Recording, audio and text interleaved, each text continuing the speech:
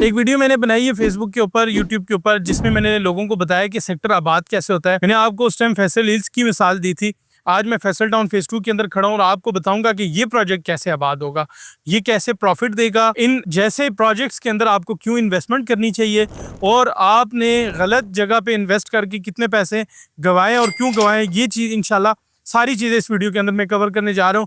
अगर आपने हमारे यूट्यूब चैनल को सब्सक्राइब नहीं किया, लाजमी कर लें, इसी तरह की इन्फॉर्मेटिव वीडियोस आप तक पहुंचती रहेंगी। अच्छा, आपको कोई भी इन्वेस्टमेंट प्रॉफिट कैसे देती है? प्रॉफिट देती है 3-4 चीज़ों की वजह से। एक तो उसकी लोकेशन अच्छी होनी चाहिए, उसका डेवलपर तगड़ा होना चाहिए। तीसरा, वो जो लोकेशन है, वो जो प्रॉपर्टी है, वो जो प्रोजेक्ट है, वो आपके आबादी के करीब तरीन होना चाहिए। इससे मैं फैसल टाउन फेज 2 के ऊपर खड़ा हूँ और इसकी प्लानिंग्स है काफ़ी सारी। रिंग रोड बनेगा, इसकी मेन एक्सेस बनेगी, इसकी चक्री रोड डबल होने जा रही है। ये मैं वो प्रोजेक्ट्स आपको बता रहा हूँ जो गवर्नमेंट ने करने।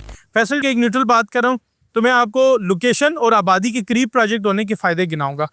आपने देखा है कि इसकी RRR कौन बना रहा है? गवर्नमेंट बना रही है। और ये पूरे रावलपिंडी रिंग रोड के लिए गेम चेंजिंग प्रोजेक्ट होगा।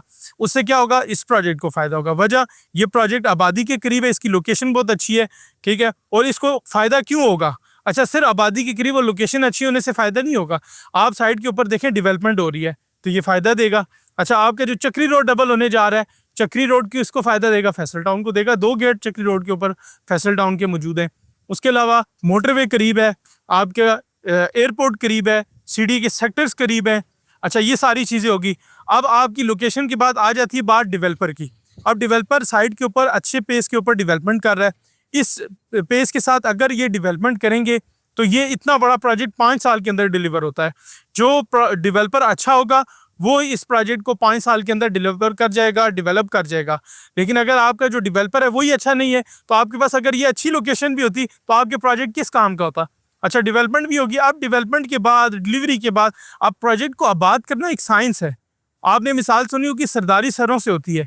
आप जितनी मर्जी अच्छी सड़कें बना दें, सीवरेज बना दें, बिजली लगा दें, कोई बंदा घर आके नहीं बनाएगा तो उस प्रोजेक्ट का क्या फ़ायदा? वो इन्वेस्टमेंट कैसे ग्रोथ होगी उस इन्वेस्टमेंट की? तो ये एक बहुत बड़ा अहम सवाल है। वो इस तरह ग्रोथ होगी कि जब आपका प्रोजेक्ट का जो डेवलपर है वो नेक नीयत होगा, वो सारी एमिनिटीज़ भी लेके आएगा। बेसिक एमिनिटीज़ में आपकी हेल्थ, एजुकेशन, मसाजिद, जो आपके एजुकेशन के अंदर ही आ जाती है, ये आपकी बेसिक नीड्स हैं। अगर वो इस प्रोजेक्ट के अंदर होगी और आपका जो क्लाइंट है वो मोटिवेट हो जाएगा, उसकी ज़रूरियात ज़िंदगी इस प्रोजेक्ट के अंदर ही पूरी होंगी, उसका प्रोजेक्ट डिलीवर होगा, उसका प्रोजेक्ट लोकेशन के एतबार से अच्छा होगा, आबादी के करीब होगा, तो उसको प्रॉफिट नहीं होगा। ये लॉजिकल अगर आप प्रोजेक्ट को समझें तो आपको पता चलेगा कि फैसल टाउन फेज़ 2 की जो लोकेशन, फैसल टाउन फेज़ 2 की जो डिलीवरी, फैसल टाउन फेज़ 2 की जो डेवलपमेंट और डेवलपर की जो क्रेडिबिलिटी है, ये सारी चीज़ों को अगर आप कंक्लूड करें तो आपका जो आंसर है वो पॉजिटिव के अंदर आता है। तो ये मैंने आपको एक न्यूट्रल बात की। जब भी आपने किसी प्रोजेक्ट के अंदर इन्वेस्टमेंट करनी है, जब भी आपने कहीं पर इंस्टॉलमेंट वाला प्लॉट लेना है, तो ये चीज़ें देखनी। अब मैं आपको बताता हूँ कि आपने नुकसान कैसे किया है। अब फैसल टाउन के अलावा मैं चक्री रोड की मिसाल दूंगा। कुछ सोसाइटीज़ ऐसी हैं जिन्होंने बुकिंग की, कितनी? 2 lakh down payment, 1.5 lakh down payment, 10,000 रुपये किस्त, 15,000 रुपये किस्त, लेकिन वो उस पैसों में डिलीवर नहीं कर सकते। तो फिर क्या होता है? फिर एक प्लान तैयार किया जाता है जिसमें लोगों को फंसाया जाता है, ट्रैप किया जाता है लोगों को।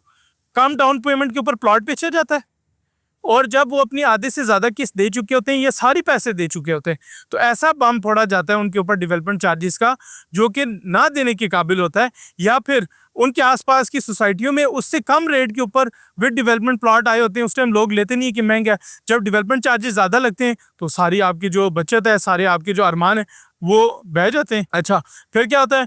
लोग सिर्फ सड़क बनाते हैं।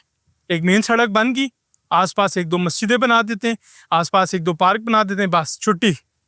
लोगों से किस्तें वसूल करते हैं, प्रोजेक्ट फ्लॉप। अगर आप साइड के ऊपर आएँ और गलियों के अंदर काम हो रहा है, प्रोजेक्ट की डिलीवरी के ऊपर काम हो रहा है। देखिए, डेवलपमेंट की 3-4 व्यू होते हैं, पॉइंट ऑफ व्यू मैं आपको बताता हूँ। डेवलपर, बिल्डर, इन्वेस्टर और क्लाइंट, इनका अलग अलग पॉइंट ऑफ व्यू है।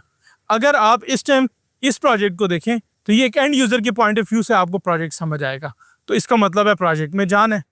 तो अगर आप और प्रोजेक्ट की मिसाल लें, जिस तरह मैंने इस तकरीब में किसी की सोसाइटी का नाम नहीं लेता, मैं इंशाल्लाह उनके ऊपर एक डिटेल वीडियो बनाऊंगा फ्यूचर के अंदर। मैं उनके ऊपर वर्किंग कर रहा हूँ। गली के ऊपर डेवलपमेंट नहीं करेंगे, डिलीवरी नहीं देंगे प्लॉट की, सिर्फ सड़कें बनाते जाएंगे। 10-10 किलोमीटर सड़क बना दी है, एक ब्लॉक उनका डिलीवर नहीं है, तो ऐसा प्रोजेक्ट हमेशा नुकसान देता है। तो आपने सोच समझ के इन्वेस्टमेंट करनी है। दौर चला गया फाइलों का, प्लॉट का दौर आ चुका है। प्लॉटों में इन्वेस्टमेंट करें, ट्रेंड चेंज होता रहता है।